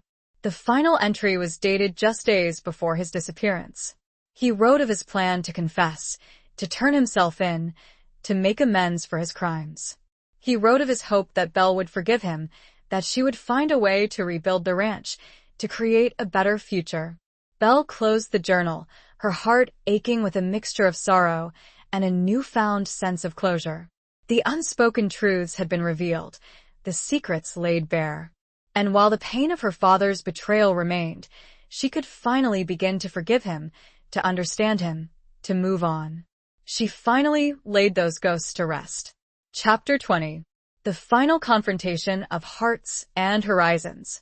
The reading of Samuel Whitmore's journal had brought a measure of peace to Belle, a sense of closure to the turbulent events that had reshaped her life. But it had also stirred up a new set of questions, a lingering unease about the full extent of Silas Monroe's involvement and the lingering threat he might still pose, even from behind bars.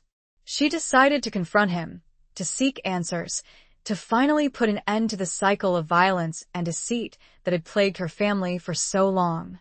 She rode to the county jail, a grim, stone building that stood on the outskirts of a neighboring town, a stark reminder of the consequences of unchecked ambition and the enduring power of the law. Sheriff Thompson, who had been instrumental in bringing Silas Monroe to justice, greeted her with a mixture of respect and concern. "Belle," he said, his voice somber, "are you sure about this? Monroe is a dangerous man, even in chains." "I have to do this, Sheriff," Belle replied, her voice firm. "I need to understand. I need closure." The sheriff nodded, understanding in his eyes. He led her through the dimly lit corridors of the jail, the air thick with the smell of stale tobacco and despair. They stopped before a heavy iron door, the bars casting long, ominous shadows on the stone floor. "He's in here," the sheriff said, his hand resting on the key. "I'll be right outside if you need me." Belle nodded, her heart pounding in her chest. She took a deep breath, then stepped inside the cell. Silas Monroe sat on a narrow cot, his back to the wall, his eyes fixed on the small, barred window that offered a glimpse of the outside world. He looked older, more haggard, than Belle remembered, his once fiery eyes now dull and defeated. He turned as she entered, a flicker of recognition, then resentment, in his gaze.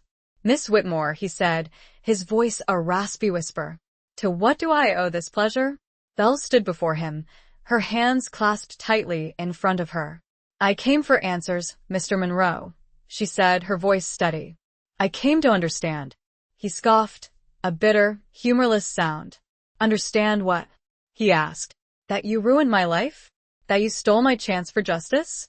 "I did what was right, Mr. Monroe," Belle replied. "I exposed the truth. I brought your crimes and my father's to light." "The truth?" He spat. You call that the truth? You destroyed a legacy, a dream.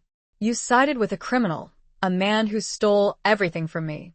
My father made mistakes, Mr. Monroe, Belle said, her voice softening slightly. Terrible mistakes. But he wasn't the only one. You were just as guilty. You used Cass, you manipulated him, you drove him to his death. Silas Monroe's eyes flashed with anger. Cass was a pawn, he said. A means to an end. He made his choices. He loved Sarah, Belle said, her voice trembling. And you used that love, that grief, to further your own agenda. Silas Monroe's face contorted in a mixture of pain and regret. Sarah, he whispered, his voice barely audible. She was the only good thing in my life. And your father, he took her from me. And you took her memory, Belle countered, and twisted it into a weapon of vengeance. You used Cass, you used me, you used everyone you could to get what you wanted. A long silence filled the cell, the only sound the distant clang of a cell door, the muffled cries of other prisoners. Silas Monroe looked at Belle, his eyes filled with a mixture of hatred and a strange, grudging respect. You're a strong woman, Miss Whitmore, he said, his voice surprisingly soft. Stronger than your father. Stronger than Cass. You have a fire in you, a determination that I admire. Belle met his gaze, her own eyes unwavering. I'm not doing this for admiration, Mr. Monroe, she said. I'm doing this for justice. For Cass. For myself. She paused, then added, I read my father's journal. I know the truth. About everything. Silas Monroe's eyes widened slightly, a flicker of surprise, then resignation, in his gaze. He wrote it all down? He asked. Ben no did. He did. He confessed. He regretted. He wanted to make amends. Silas Monroe looked away, his gaze fixed on the floor. He always was a weakling, he muttered. He was a flawed man, Mr. Monroe, Belle said. Just like you. Just like all of us. She took a step closer, her voice softening. It's over, Mr. Monroe, she said. The cycle of violence, of revenge, of hatred, it ends here. It ends with us. Silas Monroe looked up at her, his eyes filled with a profound sadness, a deep, abiding regret. He didn't speak, but in his silence, Belle saw a flicker of understanding, a glimmer of acceptance. She turned and walked out of the cell, leaving Silas Monroe alone with his demons, with his regrets, with the consequences of his choices. She had found the answer she sought, the closure she needed. The final confrontation was over. The horizons, though tinged with the shadows of the past, were finally clear. Epilogue. Years passed, and the Whitmore Ranch, once a symbol of broken promises and shadowed pasts, flourished under Belle's steadfast care. The wounds of the past, though never fully erased, gradually healed, replaced by a sense of peace, purpose, and a quiet, enduring strength. Redemption, too, had transformed, shedding its legacy of corruption and embracing a future built on honesty and community.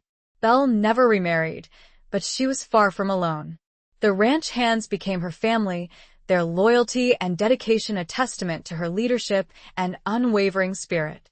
Jedediah, her steadfast friend and confidant, remained a constant presence in her life, his blacksmith shop a hub of activity and a source of wise counsel. She often visited Cass's grave, sharing her triumphs and struggles, feeling his presence in the gentle breeze that rustled through the prairie grasses, in the warmth of the sun on her face.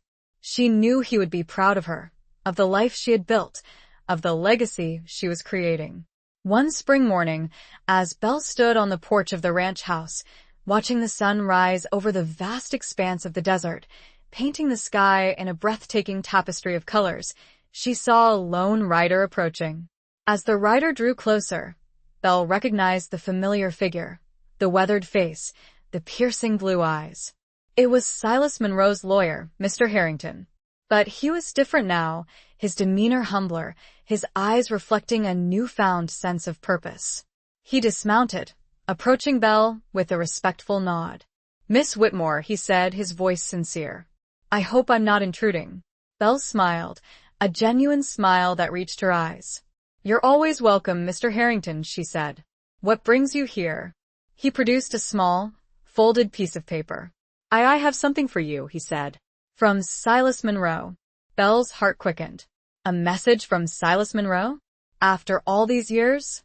She took the paper, her fingers trembling slightly.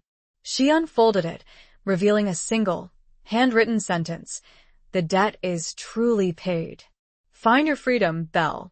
Tears welled up in Belle's eyes.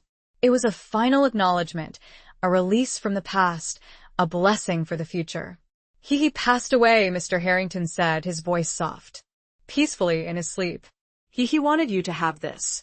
Belle nodded, her throat tight with emotion. She looked out at the vast expanse of the ranch, at the cattle grazing peacefully in the fields, at the bustling activity of the ranch hands. She had found her freedom. She had built a life of purpose and meaning. She had honored the past while embracing the future. "Thank you, Mr. Harrington," she said, her voice filled with gratitude. "Thank you for everything." The lawyer nodded, then turned and mounted his horse, riding away from the ranch, leaving Belle alone with her thoughts, with her memories, with her future. She stood there for a long time, watching the sun climb higher in the sky, feeling the warmth on her face, the gentle breeze in her hair. She was at peace. She was home. She was free. The gambler's debt, finally, fully and truly paid, had freed her as well. The end.